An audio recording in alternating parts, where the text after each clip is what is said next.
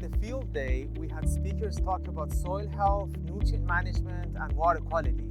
The goal of the field day was to protect water quality and boost yield.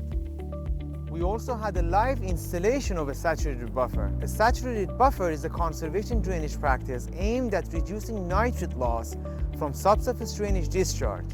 A saturated buffer diverts water from the field into the soil that would otherwise flow into the ditch. In this system, drainage discharge that comes from the field is diverted into the soil using a controlled structure. A perforated pipe that comes out of the structure carries water along the length of the ditch. Then water moves out of the perforated pipe and into the buffer soil.